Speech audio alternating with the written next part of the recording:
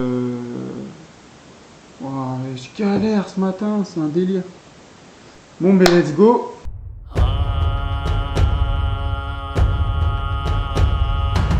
Cette semaine, on fait un face caméra.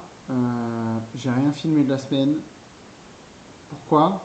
Ben, je t'explique ça dans la suite de la vidéo. Reste connecté.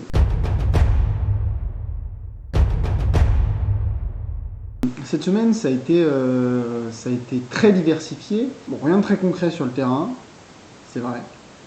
Mais en gros, j'ai eu de l'information, j'ai répondu à des mails et ensuite j'ai fait beaucoup de réseaux. J'ai fait toute une journée de mentorat, j'ai fait toute une journée où on a été faire du réseau.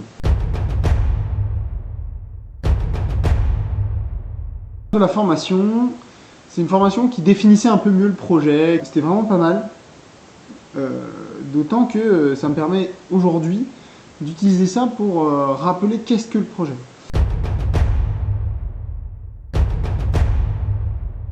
En fait, ce projet est complètement inspiré de la stratégie des chantiers écologiques massifs organisés par Etica Mundo. Et en fait, l'idée, c'est simplement de rassembler des dizaines, voire des centaines de personnes sur des chantiers d'une semaine à juste quelques jours pour installer ou pérenniser des fermes, simplement, donc des exploitations agricoles, dans le but dans plein de buts, mais on y vient.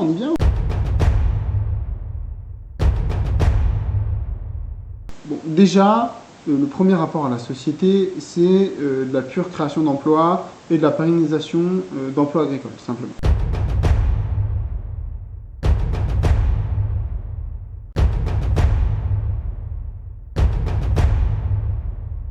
L'autre point, c'est qu'on va répondre à un enjeu de sécurité alimentaire, parce que ces chantiers viennent pérenniser des fermes locales. Et donc, on va augmenter la capacité d'une localité à produire de l'alimentation.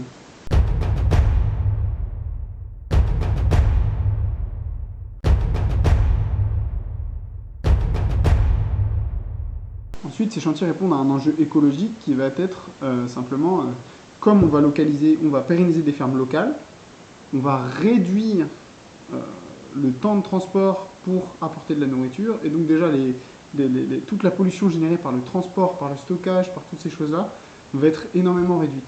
Et ensuite, on va forcément travailler sur des petites fermes, donc des fermes qui vont vraiment avoir un intérêt en termes de biodiversité en général.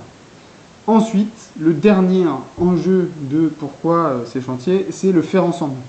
Pourquoi? Parce que je crois, et c'est ce que j'ai appris par mon expérience, le faire ensemble, c'est pour moi l'outil qui fera qu'on va réussir à changer le monde concrètement. Parce que quand on fait ensemble, qu'on soit de tous les bords, de catégories sociales différentes, d'opinions politiques différentes, en fait, quand on fait ensemble, on ne se concentre pas sur ce qu'on pense, mais on se concentre sur ce qu'on accomplit ensemble. Donc, si on porte un caillou à deux, quand bien même on n'est pas d'accord, quand bien même on a des cultures complètement différentes, ben on va devoir se coordonner pour porter notre caillou à deux, on va devoir se faire confiance, on va suer ensemble, et tout ça, ça va créer quelque chose de beaucoup plus fort que simplement des idées ou des différences culturelles. Et donc la création d'un monde plus résilient se fera par le faire ensemble, à mon sens.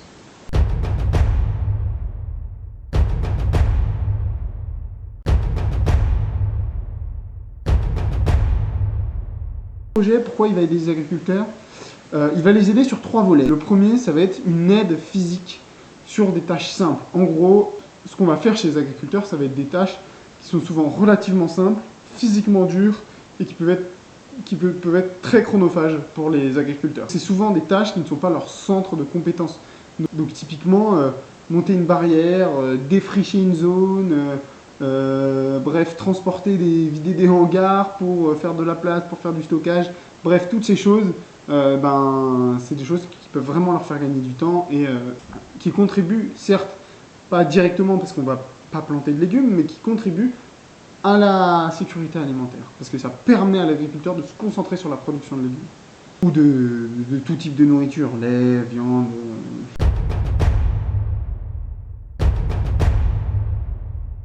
c'est un soutien moral pour les agriculteurs. Ça va simplement leur donner un sentiment de ok, il y a plein de gens qui sont là pour moi, et en fait, tout ce que je fais, ça a du sens, enfin voilà, ça revalorise énormément leur travail. Parce que c'est un milieu quand même où aujourd'hui ils sont relativement seuls et isolés.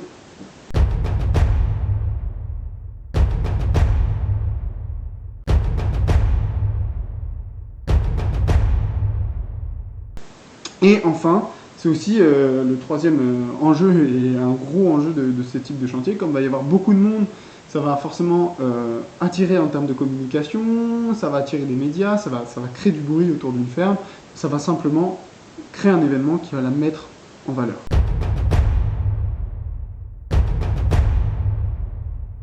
Alors cette semaine, on m'a posé cette super question de pourquoi tu serais légitime à faire ce type de projet. Déjà, dans l'absolu, je crois que tout le monde est légitime à lancer ce genre de choses. C'est-à-dire que pour moi, il y a un vrai besoin aujourd'hui, il y a un vrai besoin de faire ensemble, il y a un vrai besoin de mobiliser, de dynamiser. Donc en fait, peu importe d'où tu viens, peu importe ce que tu fais, pour moi, tu es légitime à faire ça. Et donc, j'ai même pas... Pour moi, c'est... Ma simple volonté est déjà légitime. Et ensuite, le deuxième gros enjeu de pourquoi suis-je légitime, c'est que simplement, organiser des chantiers, je l'ai fait pendant plusieurs années, et c'est quelque chose que j'aime, et c'est quelque chose que je sais faire, donc go, autant les mettre à profit d'un projet à ampleur sociétale, quoi.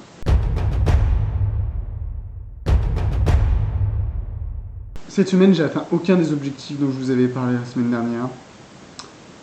J'ai clairement pas pris assez de temps d'exécution, c'est-à-dire un temps à faire, à rendre des livrables, à simplement travailler profondément. Et donc ça, c'est un gros problème. Là, je sens que j'ai beaucoup de choses, beaucoup de rencontres, beaucoup de trucs de prévus, et il va vraiment falloir que j'arrive à me dégager des journées, des semaines où je peux vraiment que exécuter, parce que là, voilà, je suis à ma limite, quoi.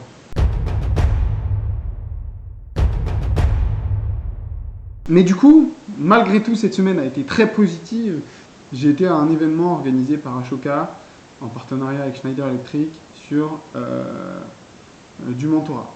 Et donc, c'est trop chouette parce qu'aujourd'hui, là, j'ai plusieurs mentors qui ont accepté de suivre mes aventures et de m'épauler là-dessus. Et donc, je les remercie grandement déjà, parce qu'à mon avis, ils verront cette vidéo.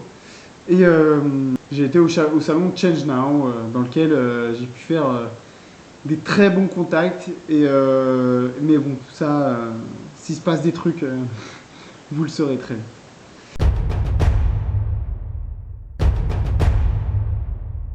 En gros, on cherche des sous et on mobilise pour les prochains chantiers.